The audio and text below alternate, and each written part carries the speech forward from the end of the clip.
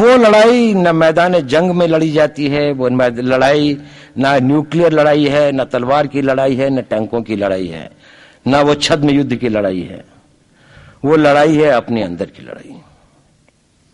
एक पहला निर्णय करना पड़ता है, और अगर वो निर्णय आपने गलत किया या न किया तो बाकी जीवन की सारी लड़ाइयां तो आपको लड़नी ही पड़ेंगी, आप चाहे चाहे नहीं चाहें। ये दूसरी बात है कि आप किस चीज की लड़ाई लड़ेंगे, लेकिन उस लड़ाई के अंदर आपको विजय मिले या न मिले, आपको हमेशा एक कमी का अनुभव होता रहेगा अगर आप पहली लड़ाई हार गए। तो वो पहली लड़ाई क्या है? पहली लड़ाई यह है कि आप जिस परिवार, जिस समाज, जिस राष्ट्र, जिस सिविलाइजेशन के भाग हैं, के सदस्य हैं, आपने इसको कुछ देकर जाना है या इससे कुछ लेकर जाना है। दोनों की सीमाएं बड़ी लंबी हैं। लेकर भी जाना है तो लूट के लिए बहुत है, और देकर भी जाना है तो जीवन भी कम है। यदि आपने ये पहला निर्णय कर लिया और मन बना लिया कि देकर जाना है, तो आप ये लड़ाई कभी नहीं हार सकते। आप अपने जीवन तक लड़ेंगे, उसके बाद आगे कोई लड़ेगा। ये लड़ाई तब तक चलती रहेगी जब तक हम वहां नहीं पहुंच जाते जो हमारा गंतव्य स्थान है, जब तक हम अपनी विचारधारा को, अपनी बात को, अपनी जो विश्व को एक रास्ता दिखाने का जो हमारा एक संकल्प है, जब तक हम वहां नहीं पहुंच जाते तब तक ये लड़ाई चलती रहेगी। ये जीडीपी 8% हो जाए या 18% हो जाए, उससे बंद नहीं होती है। भारत की फौज 12 लाख की है या 22 लाख की हो जाए, उससे खत्म नहीं होती है। ये लड़ाई उससे बड़ी लड़ाई है, ये लड़ाई उससे आगे की लड़ाई है। तो ये पहला सिद्धांत है राष्ट्र की अंतर और बाह्य शत्रुओं से लड़ने से पहले अपना मन बनाने की।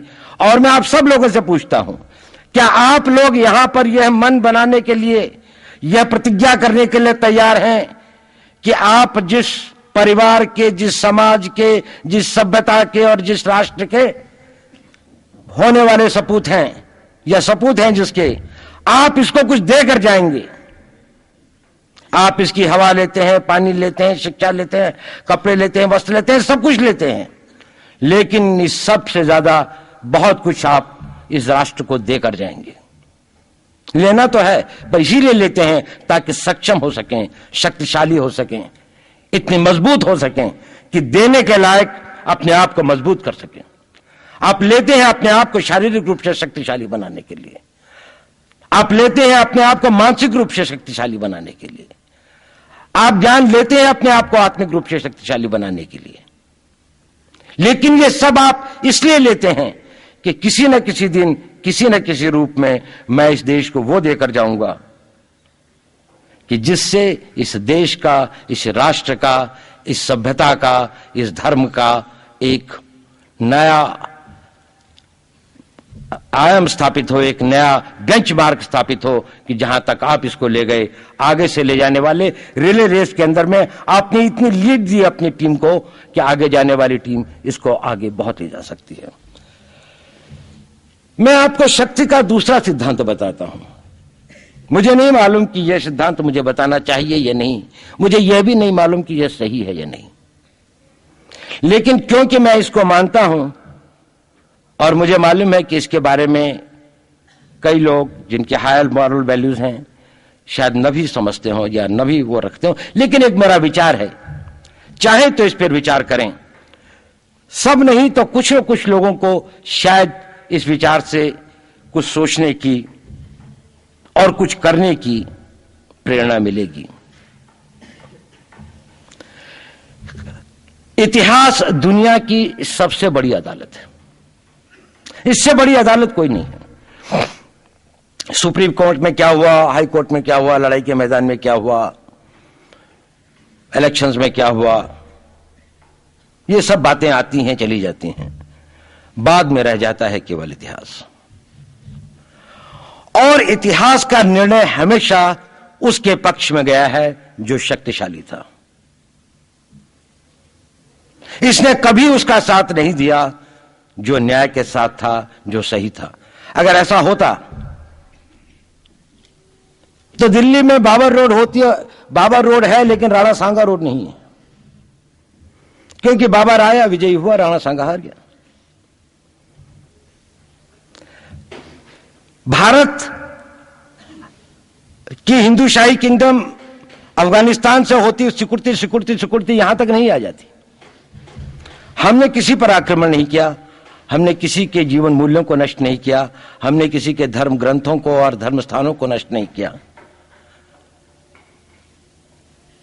शायद हम न्याय संगत थे, शायद सत्य भी हमारे पक्ष में था, लेकिन शक्ति हमारे साथ नहीं थी। इसलिए इतिहास ने हमें उसकी सजा दी। इतिहास ने हमेशा उनको सजा दी जिन्होंने विचारों को कर्म से और न्याय को शक्ति से अधिक महत्व दिया। अब मैं ये नहीं कह रहा हूं कि उसको उसकी तिलांजलि कर देनी चाहिए, ये नहीं है कि न्याय का अपना महत्व नहीं है, लेकिन यदि कॉन्फ्लिक्ट ऑफ इंटरेस्ट हो तो शक्तिशाली बनना ज्यादा आवश्यक है। भारत धर्मगुरु भी तभी बनेगा जब एक शक्तिशाली भारत का निर्माण होगा। जिन लोगों ने भारत के ऊपर आक्रमण किया, भारत के ऊपर राज किया, इस प्रकार से राज किया कि राज करते वक्त, जाते वक्त अपने गुलामों से कह दिया कि तुम राज कर लो, हम तो जा रहे हैं, तो यहां पर गुलाम वंश भी बन गया। अगर हम लड़ाई के वॉरफेयर के उसूलों से देखें कि किसी भी राष्ट्र की जो कॉम्प्रिहेंसिव स्टेट पावर होती है, किन चीजों से वो लड़ाई लड़ता है, जिसको हम कहते हैं कि ये शक्तिशाली है और दूसरा शक्तिशाली नहीं है, क्या वो अवयव होते हैं उसके, क्या घटक होते हैं उसके।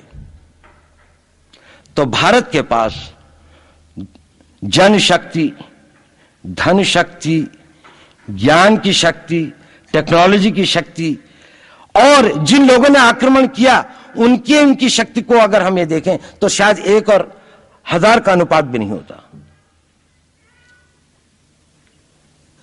लेकिन उसके बाद भी हम वो नहीं कर पाए। और ये प्रश्न भी किसी ने पूछा, उस पर मैं आऊंगा बाद में। निवेदिता जी ने उसका बहुत अच्छा उत्तर दिया था कि क्या कारण है, किसके कारण भी हम लोग इस लड़ाई में इतिहास ने हमारा साथ या हमारे पक्ष में न्याय नहीं दिया।